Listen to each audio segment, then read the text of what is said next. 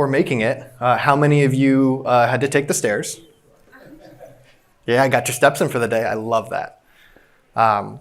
This presentation is really going to be rooted in some of the foundational and fundamental things I think we've really struggled with in securing critical infrastructure. So when you talk about, IT inside of healthcare and power grids and things, this presentation could be days long, right? So trying to focus in on what are some of the fundamental and foundational things that we maybe have forgotten about, and really kind of what we can do with those actionable. So I've got a few slides where I give actionable insights. Feel free to take photos. If nobody takes photos, I will assume they suck and I'll never present that slide again. And that's totally fine. So my name's Austin. I am the Director of Solutions Architecture at Airlock Digital. Airlock does application control. If you want to learn more about us, we got a booth down on the second floor, so feel free to take those stairs down. It's a lot better than going up. Instead of kind of giving bullet points on who I am, I figured I'd do it in photos. So love coffee, huge on dogs, so I've got 2 at home. My wife and I have been married, we're coming up on 3 years. My whole background is IT manager, network engineer. So I've done everything from healthcare, nonprofit, retail manufacturing. My last gig before actually moving onto the vendor side was with McLaren. So that was kind of the middle photo there. So I ran all of IT for McLaren for their IndyCar race car program. I also ended up on the pit crew somehow. So I would set up the infrastructure at the timing stands and on the actual pit crew stands, put on a fire suit, and help change tires during a race. So just a quick game plan breakdown of what we're going to look at today. If you look at this and you say it sucks, no problem. Water is on the right outside the doors. Help yourself. This is really about, again, foundational and fundamental security in this space, right? So kind of understanding a little bit of what the EDR's burden is, or yours potentially, on how we're operating right now with the stuff that we can put EDR on. Going from there, it's about removing functionality. So what are some of the things that we are giving attackers freely that if we just restricted inside our own networks, it would make it significantly harder for them to execute their playbooks? Going from there, I want to give a few real-world examples. Some of these, or most of these, you probably will heard of. I've got a few tidbits in there of things that you maybe didn't know about those breaches, so hopefully that provides a little more insight. I want to talk about legacy systems, which obviously goes to living off the land attacks and some of the things that come with securing older legacy infrastructure, specifically ransomware and an actual event that we'll look at with that. And then I just want to wrap it up with what do these events have in common? And what can you actually do, meaning actionable insights? For me, there's nothing worse than sitting through a vendor presentation and like nodding your head the whole time, like this is great, and you leave it and you have no insight at all about what to do about anything they just said, right? So I want to leave you with something that's actionable. Oh. So I'm not sure how that just skipped like 10 slides. So I want to do what's called scaffolding. Scaffolding is an educational term. Obviously, you've probably heard it in construction. Scaffolding is essentially building up temporary support. It's essentially using, in education terms, making sure that we're on the same page so we can build information together. So you probably know all of this. However, I want to make sure this is kind of the premise for the conversation that we want to have today, right? So compliance is mandating much of the budget, right? If your budget was infinite, you could buy all the tools and implement all the things and block all the threats. Not real world, right? So your budget mandates where you have to start, and the stuff that your board asks you about or the stuff that compliance asks you about is normally where you end up beginning.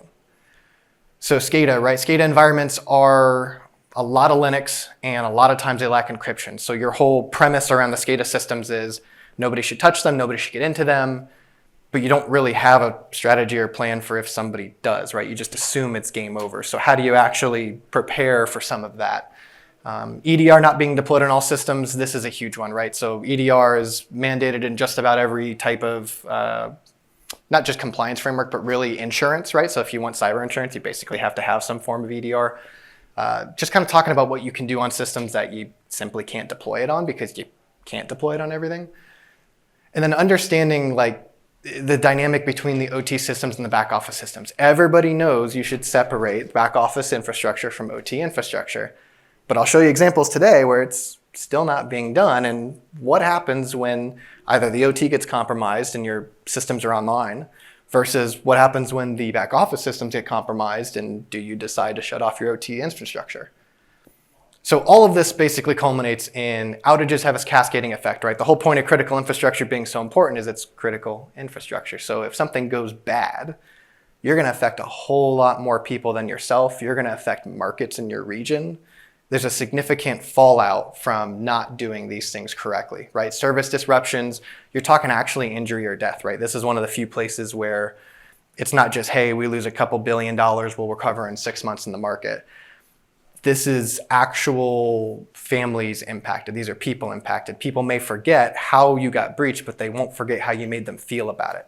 So understanding that that impact is so important, the feelings are left behind of whatever happened during that breach. And then obviously securing critical infrastructure, this is a shared responsibility. Like this is obviously your jobs and your companies and their responsibility for their own. But going to conferences like this and sharing information between each other and going on forums and talking about what you're doing and had success with, like that stuff is so important to actually making us all better. There's so many different ways to secure systems or not secure systems. And we only get better at that if we're able to share information between each other. So just encouraging you all to share information.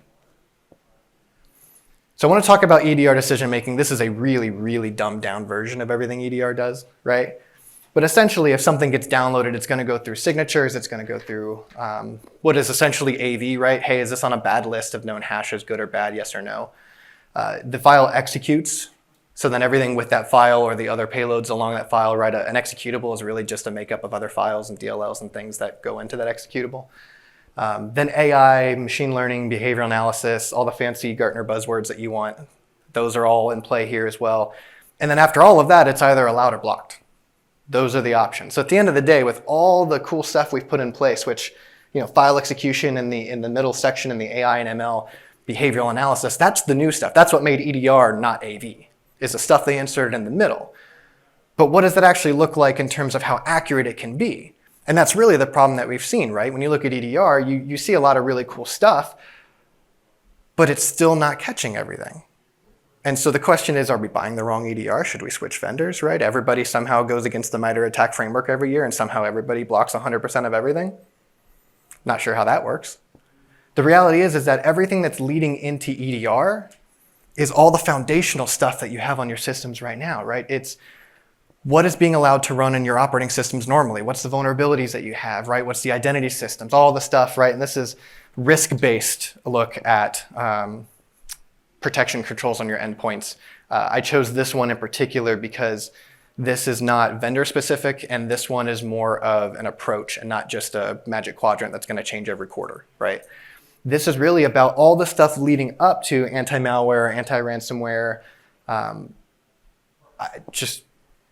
not going to make people raise hands, but just look at this and think, are you doing, or do you even know all the applications running on your systems? Does your admins have any idea what the users are downloading on their systems? Do you actually have protections in place for user access management? Or if you guys were in here for the Cloudflare presentation, he went through a lot of different versions of like zero trust technology. So I'm not going to repeat everything he said or what was on here.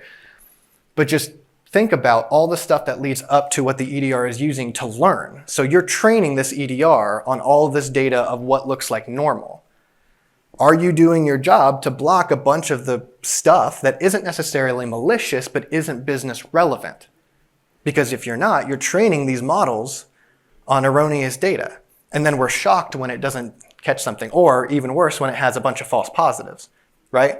Because the true threats are obviously a big problem, but it's the false positives and the team playing whack-a-mole and trying to figure out what thing is real, what thing isn't, how much time do I spend on this, right? What's in my SIM and what alerts do I build and all that stuff.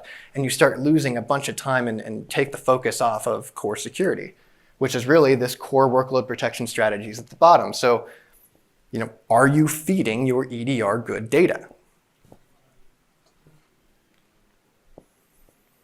So some of that comes from removing functionality. So this slide is, what are some of the stuff you can do specifically to Windows? And I'm going to pick on Windows because Microsoft releases new patches all the time. They call it new features. We call it new vulnerabilities. And so it's a constant struggle of, hey, this is a really cool thing, but this also opens up the door to this other thing. And what's even worse is even if you turn off some features, when you do the next Windows update, some of those features actually get put back in. So understanding, do you have LTSB, right? Do you have like long-term build actually put into your Windows OSs? Are you disabling certain features? Are you looking at stuff like living off the land attacks? So like even on GitHub, there's a LOLBAS project for living off the land attacks.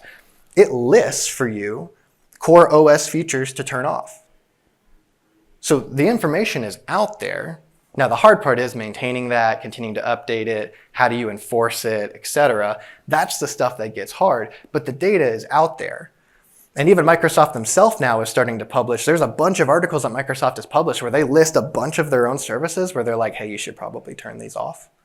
So they kind of tell you to turn their own stuff off, knowing that in the enterprise space, it's not really included, and yet they're still shipped by default. So in a world where the security onus is being put on vendors to be more and more secure, Microsoft is kind of putting it on you and saying, hey, it's your fault. It's your problem. So real world example, right? Change Healthcare, you guys have probably heard this. Unbelievable amount of records were released. I mean, this is the type of stuff that just makes us numb to the media. The biggest thing with this was understanding that they paid the ransom and then they got asked to pay it again. And this goes back to the way that ransomware is kind of delivered right now, which is basically ransomware as a service. So you have really, really smart, horrible people who are hacking and basically developing these tools. And then you have less smart people who are still horrible, but they're deciding to basically pay these other people for tools. They do all the grunt work, and then both sides get paid. So it's, hey, I'm going to go do the hack. I'm going to use your tool. I'm going to make 80%. You're going to make 20% just for making the tool and giving me access. This is essentially what happened here. And so when the first group who kind of did the hack got paid, they got paid and they go, cool, and disappeared. And so then the original group who made this virus was like, hey, we didn't get our cut, so you got to pay again. And the reality is all this did was extend the news cycle for them, right? They paid to make it go away. And now they had to get paid again. So it's not only embarrassing, but it's doubly embarrassing, and they don't have their data back. And in fact, the way that it was actually ransomed was this became an event that actually stopped people from getting prescriptions. So this wasn't just like a, hey, healthcare patient records are out the door. This is like, hey, they're refusing to submit the medication, right? The insurance companies are now being stalled and they have to reroute the way that their systems are operated because the beauty of the World Wide Web is everything talks to each other. The biggest problem is everything talks to each other. So now it became a problem for every other service provider. There was a lot of smaller companies. I know of one in particular that I had a family member working at that completely went out of business because there was almost a month where they couldn't actually fulfill the needs of their client base.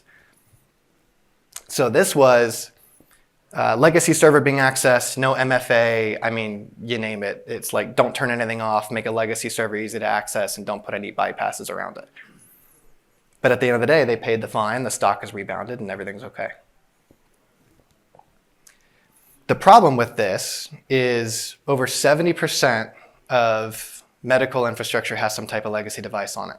This isn't necessarily the core systems you would think about with billing and finance and stuff. This is the things like the actual medical devices. So I've talked to the medical device manufacturers at my prior job, where I did SIMSOC, MDR services, and a lot of times they will find or somebody will report a vulnerability in an insulin pump. And they'll basically say, cool, noted, we'll fix it in about 18 months. And you have there's nothing you can do as a hospital. You have no recourse except to try to put compensating controls, which goes back to what you all already know, I'm sure, which is, segment things off network and try to VLAN things in ways that you can't talk to each other. The problem is the nurse's desk has to talk to this stuff because they get alerts. So you don't really have a choice. And so how do you lock down or attempt to lock down devices from being able to either exploit a known vulnerability or turn off the part of the system that could be exploited if you can at all? And there are ways to do that, but they're always hard, right? And so understanding even with something like legacy systems, one of the biggest things, obviously, MFA was a no-brainer in that instance. That was, the fact that we even have to talk about that is silly in 2024. But even more importantly is it was a legacy system where they had no restrictions on it. They basically just said, we can't drop EDR on this system. We can't protect the system. We're going to try to hide it away in a VLAN far, far away. And if somebody finds it, they find it. Well, they found it, and it actually really wasn't as hard as they thought it was. So they had no protections or compensating controls in place once the compensating controls they thought were in place were breached. So another example real quick, water processing system. So this one was actually state-sponsored. And I will tell you, if you get focused by a state-sponsored attack, very, very likely you will either get at least an initial compromise, maybe not a full-blown breach, but this is the type of stuff that keeps me up at night. Like, this is the worst case scenario where you have a system. In this case, it was actually contaminated water. So they actually discovered the hack not through their systems or their alerting. They actually discovered the hack through testing the pH water levels. So this is like evil, evil stuff, where they're not looking for the billing infrastructure. They were looking to poison the water system. In this case, you had, just a grab bag. You had compromised credentials, you had weak authentication, systems that should have been totally offline actually were internet facing, which I have to assume is just a mistake, right? But that's a mistake that clearly nobody ever tested. So they put the control in place, they sign off every year on their audit, but nobody actually tested the dang thing. Because it would have been really easy to go onto the machine and ping 8.8.8.8 and figure out you can talk to Google and go, oh, that's not good, right? And so sabotaging these operational perimeter stuff, like in this case, you're talking water pumps, blower systems, like they poisoned the water, yes, but they actually could have gone a step further and actually prevented the systems that would have stopped the water from being able to flow further. So testing caught it, which is good. The problem is it wasn't the IT or cyber testing that caught it, right? It was the actual chemical testing in the water that caught it. I'm sure that was a very unfun meeting to be in if you're the security professional that had to get that conversation.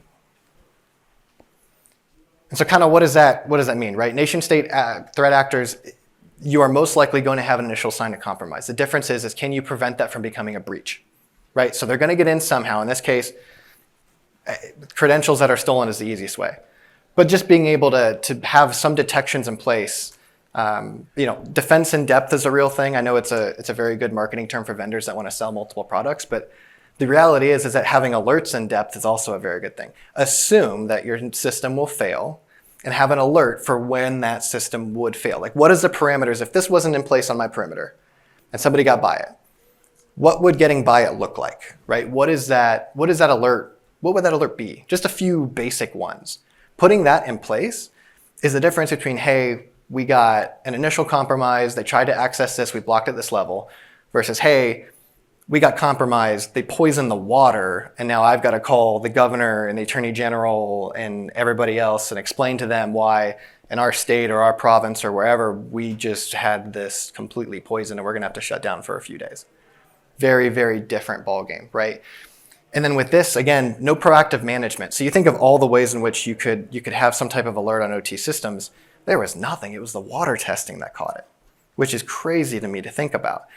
So just because, again, you meet compliance, you've got a SIM where your data is going, that's fantastic. Did you configure any alerts? Like, are you just working with what's out of the box?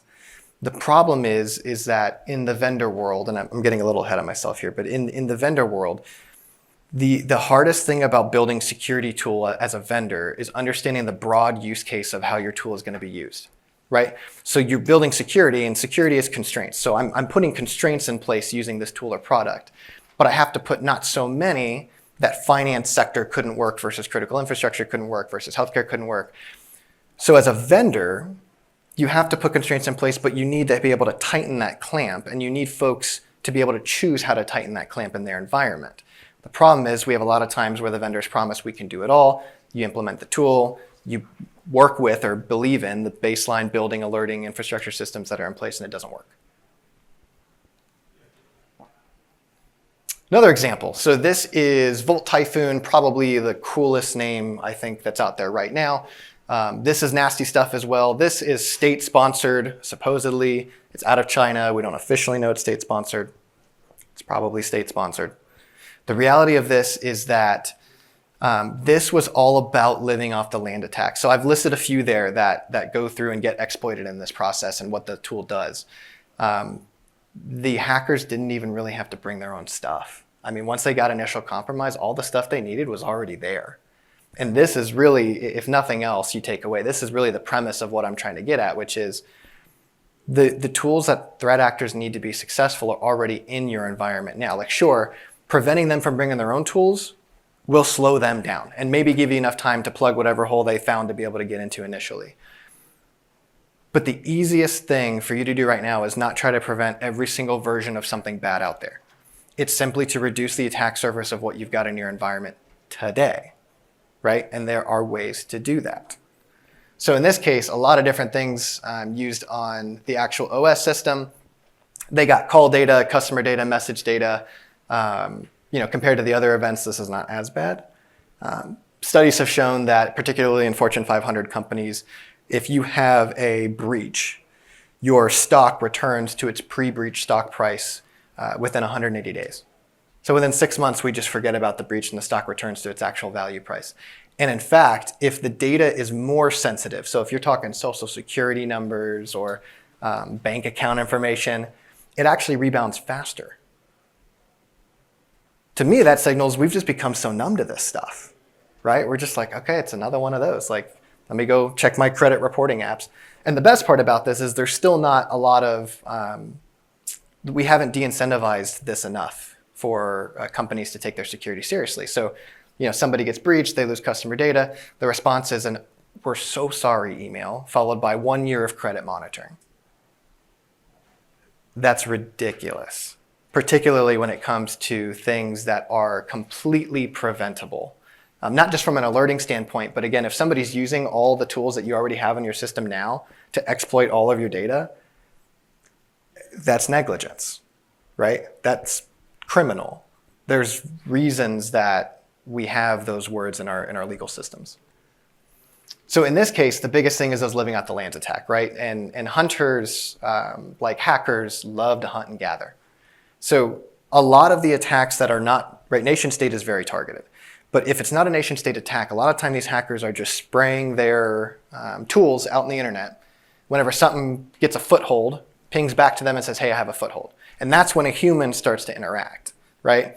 And so when the human starts to interact, that's when the stuff starts getting interesting. And these living out the land attacks, including the lateral movement, this will go completely undetected because you're using core operating system features or different programs that you've installed that have this, right? If you've got an RMM tool that you're using to push out patch management or anything like that, and a hacker gets access to that administrative console, even if they deploy malware through that tool, do you think your tools are going to catch it?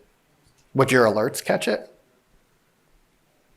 So the reality is that it's not about having to use fancy, sophisticated techniques anymore. The state actors certainly do that. But the reality is the majority of these events that I just showed we got in the front door. It was easy. And once we got in, we just kind of looked around a little bit and there was stuff everywhere. So limiting that permission, and particularly the lateral movement, I know we rely on EDR to do that. But again, that goes back to earlier, what data are you feeding that EDR to look at lateral movement? Are you training it on actual legitimate business use data, or do you have a bunch of stuff that may not be malicious, but it's just normal business? Hey, they wanted to install Spotify. I didn't say nothing, right? Somebody wanted VLC media player, right? Marketing has 3 different versions of video editing software. Fine. No standardization means everything is standard. Right? Same reason if you prioritize everything, you're really prioritizing nothing. It's the same concept when you're training these AI and behavioral models, right? You see it with ChatGPT and all the cool language learning models. Those language learning models are getting their training and they're getting better based on the data we're feeding it because we are learning how to give it better data. So as we get smarter in the same way that these guys are getting smarter, right? We are learning how to actually prevent this stuff. So EDR does a good job. It's made it really hard. If you want to look up, actually, I removed the slide that had the full attack chain of this. It's really long, but that's good news. Is like these threat actors now, they're not doing like a 3-thing playbook. They're doing like 20 things to get to where they want to go. That is a testament to EDR and where it's gotten us. But again, in legacy systems, it's all about what's actually on the OS by itself because that's the easiest way to compromise those legacy systems. And once they get that compromise, there is no behavioral analysis to look at lateral movement. They're in. So, one of the quotes I had down there, the best attackers don't use malware, they use your own tools against you. In critical infrastructure, that is absolutely true, right? And if you don't know what tools you have, or if you're not limiting what's inside your environment now, you're making it too simple. And security is kind of like running from a bear, right? You don't necessarily have to be the fastest. You just have to not be the slowest. Now, when you get targeted by state-sponsored actors, very different ballgame. But the majority of threat actors, they're just looking for their payday, right? They're not doing this because it's fun. They're doing this for financial incentive. And that financial incentive a lot of times is, I want to take you down and you pay me for uptime, or I want to take your data and you pay me for confidentiality, right? One of those two. And the last quick example I have is Colonial Pipeline. This is this one made a lot of news way back, I think it's 2021. This one was particularly bad because they did not have their OT environment separate from their corporate network at all. And so what happened is their finance billing system was actually targeted. So this was somewhat of a targeted attack. In this case, they actually were able to detect it after it had gotten compromised, mostly because their computers popped up with a ransom note and said, hey, you've been ransomed. And they made the choice to shut off the OT network. So what this did is this shut off a lot of oil to the majority of the eastern seaboard of the United States, really the southeast and then moving up to the east. There was nothing wrong with their OT network at all, but they hadn't segmented it at all, so they had to turn it off for fear the ransom would spread.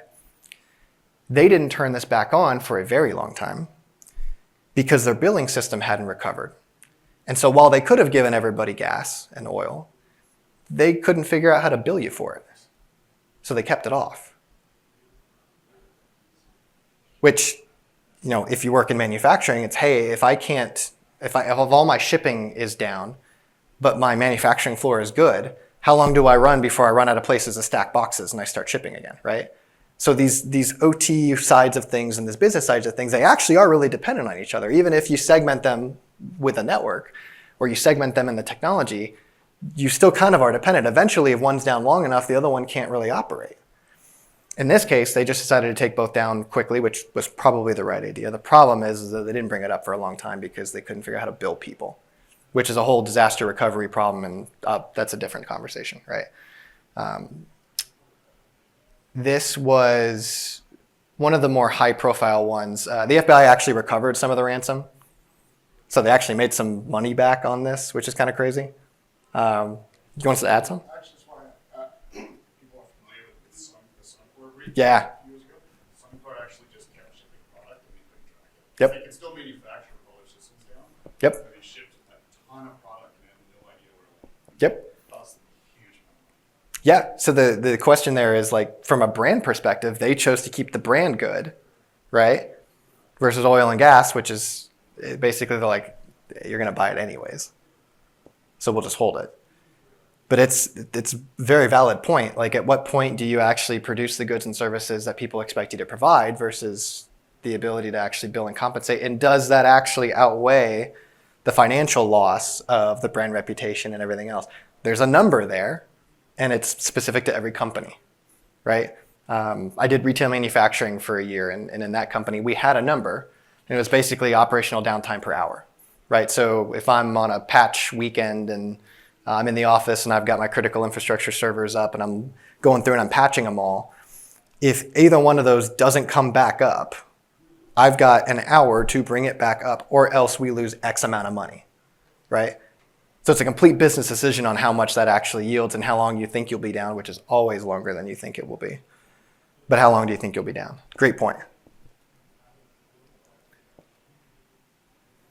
So a bunch of information on ransomware. I'm not going to bullet point you on everything. The biggest thing with this is, number one, if you haven't heard of Hacker Court, highly entertaining. So I mentioned earlier, like, ransomware as a service, where you've got somebody doing the hacking and they're paying other people who make the tools. Well, if the people who made the tools don't get their money in a quick enough time, they take them to what's called Hacker Court. And there's a trial of their peers, hackers, and they determine whether this team was supposed to pay this other team X amount of money, and if they didn't, should we blacklist them off of all of our hacking tool sites? Crazy stuff. The other part of this, number two, is be mindful of your job postings. So the other thing about the Colonial Pipeline attack is they had a security infrastructure manager position open for about a month before they got breached. So they kind of had a sign on the door saying help wanted. You need to post your jobs. So I'm not saying don't post your jobs. The biggest thing with this is think about what you're posting in the job description, right? So if you're putting in there, familiarity with CrowdStrike, familiarity with FortiGate, familiarity with what, like, guys, you're given the playbook, right? Particularly FortiGate. There's, a vulnerability every few weeks, so be careful. The reality of it is that this job had actually been open for more than 30 days, and on the job posting, they noted it had been open for more than 30 days. So you can assume that there's some lag in monthly, weekly types of stuff that should have been happening and wasn't happening. So again, it's just putting a giant banner saying, please take this data. And you got to be careful about it. So the good news for Canada is, the Conti ransomware group actually came out with a quote and said, if they stop making money, they can always go back to attacks on the US public sector. So if you don't do business with the US, you might actually be okay because they'll just come take the US money. So kind of wrapping up some of the points I'm trying to make here, right? What does some of this stuff has in common? So number one, reducing the attack surface by proactively removing the classes of functionality. Again, these are features that get launched that are really vulnerabilities or things that you don't use. And this is not necessarily things that are malicious. These are things that can simply be not used by your business, right? So I picked on Spotify, which I'm convinced is a productivity app. I work 10% faster listening to music. The reality is that there's a bunch of different versions of that out there, right? So number one, if you don't even know what's deployed, that's a problem. Number two, if you don't have a way of actually preventing people from deploying new stuff, right? I know the term is shadow IT, and there's shadow SaaS, and there's shadow something, right? The reality is that if you can't track what your folks are doing, you don't even have a choice in whether to prevent it or not. So force the attacker to bring their own tools. If you can do that, you will outlast your competition. That's the cyber arms race right now, is simply force the attackers to bring their tools. Do not give them tools to use already. If you can do that, you will prevent a significant amount of the breaches that I showed you today, and you will make it significantly more frustrating for actors to breach you. They will go elsewhere if it's too difficult. Doesn't mean they couldn't do it if they tried, but if it's too difficult, they'll go elsewhere because the monetary time that they're inputting isn't worth it, right? And the best strategy is just understanding, right, attackers only have to be right once. That's the hard part about defense, right? But in their playbooks, if you can trip them up even just once, the majority of them will go away. They want the easy payout, and there's enough people getting breached by easy payouts. They don't need to mess with it. Right now, there comes a time where it's about how much money your company has, what size you are, brand awareness, how much they think you'll pay. They all have a list. In fact, the financial lists of what cyber insurance will pay, they all have that number. So they know if based on company size and company revenue, cyber insurance is willing to insure for $10 million annually, your ransom note will say 9.8. That's completely intentional, right? Because they know you'll need about $200,000 for forensics and 9.8 for the insurance bill, and at the end of the day, you'll wipe your hands and walk away. Right? You can't behaviorally detect normal operation. So that's a weirdly worded sentence. What I'm saying here is that if you can't baseline what's normal, you can't baseline what's odd. And it goes back to the point I was making earlier about the EDRs. If you're letting everything run, right? If everything is a priority, nothing's a priority. So understanding that when you actually cut down on the noise, not only do you make things that are supposed to detect anomalous stuff better, you actually make your IT and security teams better because they are looking at what's normal business. And a lot of times they go, do we really need that? Or I didn't know that was deployed. I can't tell you how many times we've worked with clients right now, just at Airlock Digital, where we start with clients even in a POC, and they're like, "Wait, where did that come from?" Right? And it's like, well, it's actually on your documents. It's actually your laptop. So, and then Microsoft, again, I kind of called it earlier. They have the opposite problem, right? They're putting the onus on you. They're saying, "Hey, we develop software for connectivity. It's 2000s internet thinking. We're going to create stuff that brings the world together." I get that. But everybody who develops software and technology should be thinking about the security in mind.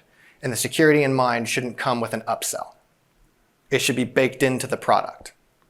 And so understanding that there are some free stuff in Windows Defender, for example, that people should be leveraging that can be helpful. But there's a lot that isn't included, and you have to pay for that. And that's, to me, disingenuous. So, and then a lot of stuff, right? MFA, code execution, admin permissions, elevations. If people aren't supposed to be running PowerShell in your environment, why is it enabled? Turn it off. Basic stuff, right?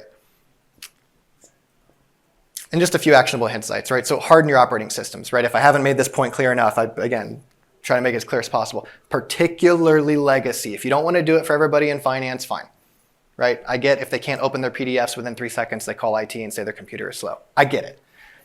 But for legacy systems, turn off the stuff that you don't need, okay? That is, particularly for your OT systems, that is fundamental to preventing exploit of your OT systems, right? Deny by default, you heard, it was actually mentioned earlier in the talk prior, this is for shadow IT and hackers. Biggest thing here, if you can deny things by default, do it. If you can, and I say if because it's hard. And a lot of times it sucks to manage and it sucks to implement and it sucks to maintain, and I get it. And there are tools out there that do it better now, but it still takes time. So if you can manage it, deny by default always. And then I included some of the most abused Windows utilities here. Again, I wanted you to have some actionable insights and takeaways for Windows systems. So if you're not using that stuff, turn them off. That reduces over half of the actual exploits that we see that take advantage of living off the land attacks on Windows systems.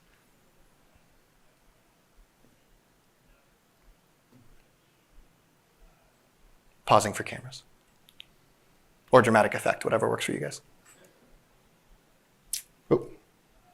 And I've got less than a minute, so I'm going to move pretty quick on this, but this is just my brain. And this is, hey, if you can micro-segment, not just VLANs, right? Like finance doesn't need to sit with IT, doesn't need to sit with, execs. Like if you can segment them, do it, right? Do it by job.